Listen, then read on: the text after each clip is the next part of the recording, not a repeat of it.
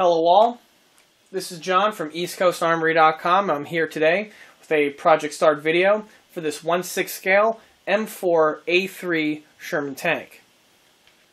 The model that you see here is going to be built as a commission build, and the model will be going to a private collector. Like I mentioned in my other project videos that are commission builds, I often take on commission build projects from subjects ranging between 1/35 scale all the way up to 1/6 scale.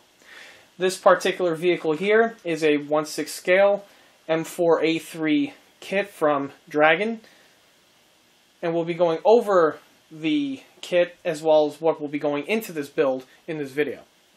To start off, like I mentioned before, this is the Dragon Sherman tank kit. Currently, this is probably the largest plastic Sherman tank kit on the market. The model itself, like all the other Dragon kits, started off as pre-built vehicles. The Sherman is no exception.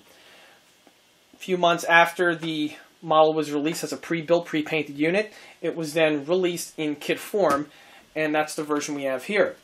In the kit form, you had an option to make it either the 75mm Sherman tank or the 105mm howitzer-equipped version of the Sherman tank. The models come in this large type carton that we see here.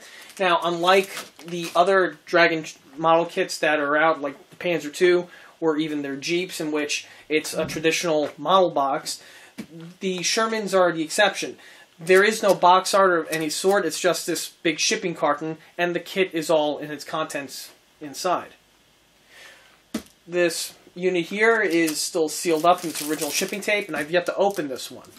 To do that, I'll utilize again my handy dandy switchblade to go ahead and open up the tape. Once the switchblade is done, I'll then dig into the box and show you what the kit contains. Now that the tape has been cut, I can now open the box. And very similar to that of their Panzer II, there is a small piece of cardboard that protects the top portion of the model. With the cardboard removed, we can see here the inside of the box. As you can see, it is a very large, all-plastic polystyrene kit, and a lot of the way the runners are set up are a mirror image of that of their smaller 1/35 scale Shermans that you see offered by Dragon. Alright, starting to dig into the box. Got here the instruction manual. As you can see, it's for the 105 Sherman that's on the box art. We got some decals. Now, typically on my builds, I don't use the decals on these 1/6 scale tanks, for the fact that the decals, when they're a larger size, become a lot more difficult to work with, in my experience, to put it onto the tank, which is why on all of my vehicles, I always use stenciled on markings. Another benefit of the stenciled on markings over the decal, as I usually state, is that the stencil better replicates that of the real vehicle, in that the markings on the real tanks were painted on via stencils. But it's actually nice that DML does include the markings with their kit. As for the instructions, they're basic DML. Now, in the past, on some vehicles like their Panzer II, there have been some typos as well as some hiccups. However, more will be discussed on that once I start on this build. So far from thumbing through the instructions, though, everything appears to be in its proper order. Starting to dig through the box, first runner we have here is that of the engine deck. This engine deck here that's represented is supposed to be that of the M4A3. A lot of complaints have been floating around, specifically from the smaller scale model guys, in that the detailing on this plate here is a lot more plain and doesn't have the cut lines as well as the hatch engravings that should be present on a vehicle this size. However, it's not exactly a hard thing to add, and once I start this build, I'll go into showing you how to do that.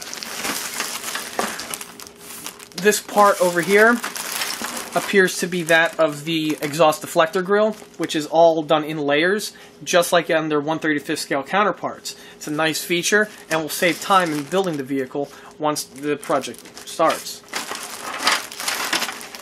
On the back here, we have the folding rack. This here, it's all in plastic and it's molded in the open position. this will not be used on this build, as I'll be replacing it with the sheet metal functional one from EastCoastArmory.com. As well as the front fenders do have nice detailing on them. However, these will also be replaced with sheet metal versions. The exhaust manifolds are also present with this kit. We'll go into more detail on that as the build progresses. Moving our way down, this runner here is that of the sprocket, rear idler wheel, as well as the final drives. There are also some other equipment on this runner, namely the periscope brush guards, as well as some headlights. Fuel caps are also present. As the build progresses, a lot of these parts will not be used in favor of better resin metal ones from East Coast Armory.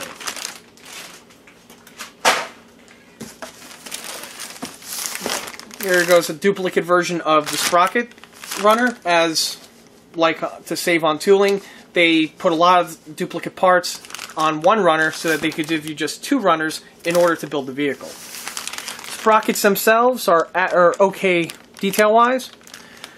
They could be improved, and I'll have more information on that when the build progresses.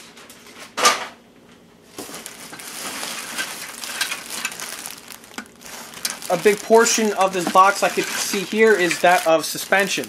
The model does come with the VVSS suspension. The VVSS suspension is static on this model, but does have some nice detailing to it. Also, as we can see here, the road wheels do have their basic detailing on them. However, like I mentioned in another video, the road wheel on these Dragon Shermans is hollow in the back, to which I do have a resin detail insert, which solves the problem of the hollow road wheel.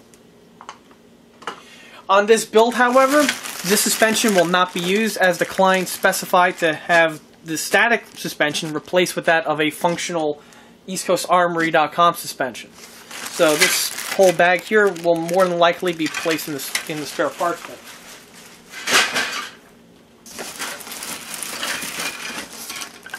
There goes some more close-up of the components. There's the bogey face, H-frame with swing arms that are molded solid, the springs, as well as the return rollers, which do have some nice adequate detailing on them. Progressing our way into the box, we have here some more components. We have the tools, gun cleaning rods, transmission bolt strip, bow hatches, travel lock, bow 1919, as well as the blower for the top deck. Moving our way further down the box, we have here a bag that contains the firewall, or the rear wall, as well as the 75mm gun components. This runner here is what you would use if you were to build a tank as a 75mm equipped vehicle. It contains that of the mantlet, rotor drum with adequate detailing on it, loader's hatch, as well as a 75mm gun tube, or gun barrel. We also have here the early style split hatch copula. Obviously, this here is the turret. Turret itself is the right shape and does have some molded in detailing to it, like the bolt strip here for that of the copula mounting. There are some pieces on this, though, that I do want to revise. One, the cast texture is totally smooth on this turret and should have some more texturing to it, as well as the front blower section here is very inadequate to what it should be. However, all of these details that I have here are available on the EastCoastArmory.com product line. As the build progresses, you'll see exactly how these details get fitted to this vehicle to really help improve the look. Further down into the box, we have here track links. These are the ones used on this vehicle, the rubber chevron type. and the tracks are very nicely detailed, and you have track pads, which are molded in 2 separate pieces. Pads themselves are very similar to the Panzerwerk variants. The only difference is that another complaint about these tanks is that the track links have these little tabs molded into them. Because of these little tabs, the end connectors tend to snap off. One easy addition and modification I could recommend right off the bat is to drill out these little tabs and replace them with steel rods. That simple little modification will make the tracks more durable, as well as it will also help in the functionality of the track.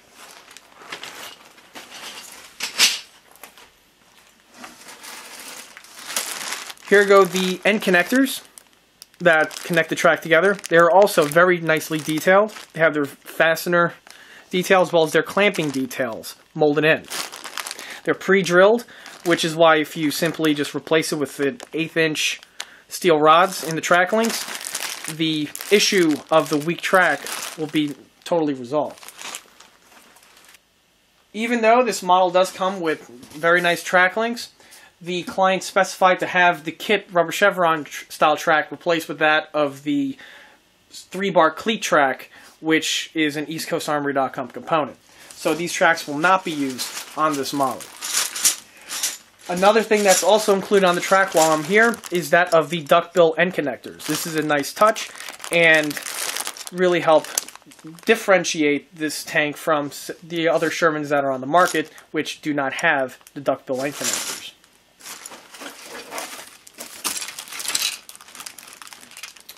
And probably one of the last runners in the bag, or in the box here, is that of the 105mm Sherman tank components. This supplies you with the 105 rotor drum, 105 mantlet, 105 barrel, as well as the tarpaulin racks, which get fitted around the front portion of the turret. While looking at this runner, I could see that Dragon did forget to, or did omit the all-important rear ventilator for the 105mm Sherman tank. If you watch my 105mm Sherman tank video, you'll see, and I note that on the 105 equipped Shermans, the turret had an integrally cast rear ventilator mounted on the back bustle of the turret. Purpose of that was because of the extra fumes and smoke that would be emitted by the 105mm howitzer. A second ventilator was required. The second ventilator does not appear to be part of the Dragon kit, so if you're building your tank as the 105mm Sherman tank, you need to add that extra blower. Now, that extra blower is offered on EastCoastArmory.com. And we are getting all the way to the bottom of the box now. The last piece that's in a bag is that of, obviously, the front transmission housing. Transmission housing is the right shape, right size, and they made it one-piece molding, just like on their 1/35 scale tanks. In fact, if anyone builds 135s, especially DMLs, you'll see a lot of similarities, especially in how to glue the sides to the front transmission cover in order to slide it into the main hull. We'll be going over more of this as the build goes on. We're now at the bottom of the box with the 2 biggest components in this whole box, and that would be that of the lower hull. Back this up a bit. The lower hull pan is one molding of a pan. This is different than on their Panzer II, in which the lower hull was comprised of 3 pieces. You have the 2 sides and the bottom floor. This tank here has the bottom pan. Note the intricate support rigidity crosses on the inside, as well as rigidity frames along the side hull. It also has the sponsons pre-molded in. Also, another thing, definitely as of note, that I find very interesting, and if anyone who has built 1/35 scale Shermans will notice this, is that here we have the portions molded in for the dashboard, as well as the 2 small little boxes that get glued on the interior of the hull. These are found on Italeri Sherman tanks, as well as the early 1990s vintage Dragon Sherman tanks. The purpose of this little recesses that are molded in here would be originally for the Italeri M32 recovery Sherman. And these little molded in pieces where everything would be glued on the inside. It's very interesting how DML incorporated that into this 1/6 scale model, even though these portions here have absolutely nothing to do with the exterior model of the Sherman tank. The bottom portion of the hull is also detailed. We have the main engine access plate with the drain plugs, as well as the rigidity triangles. These rigidity triangles are a nice touch in that usually I have to scratch build these on my Shermans. You have the escape hatch, as well as the front portion where the transmission cover mounts. Also, where the bottom portion where the transmission cover mounts, we also have the securing bolts for the transmission cover. The last thing in this box now is that of the upper hull. The upper hull is one solid molding. So you can see it has a lot of the molded in detailing that one would expect to have on a Sherman upper hull, from blower, bow backup periscopes, positions for the travel lock. Does have some weld detail, which is nice. There is no cast texture though on the front casted portions. The turret on this vehicle locks on with the snap system, like is found on your standard 1/35 scale Sherman tanks. You have the tow cable locks molded in, the fire extinguisher molded in, fuel caps. Now, what's also interesting is that DML also borrowed another feature from their smaller scale kits, and that is having a replaceable engine deck. To illustrate this, I have here a runner from their 1/35 scale M4A3 105 with the HVSS suspension kit. As you notice, a lot of it looks familiar, specifically the casting for the transmission cover, as well as 2 transmission cover sides, and the upper hull. If we notice, almost all the same pieces that are molded into the big one are molded into the little one. Namely, that of the fuel caps. On the little one, we have the fuel caps detail molded in the casting, so that you just put the armor cover cap on, or if you would like to display it with the fuel caps open, that's an option. That feature was also built into the big one. And also, most prominent is that of the changeable engine hatch. Because this vehicle could be built as an M4A3, it could also be built as an M4A2 with utilizing the same hull tooling and just changing out the one runner, which would be for the engine deck.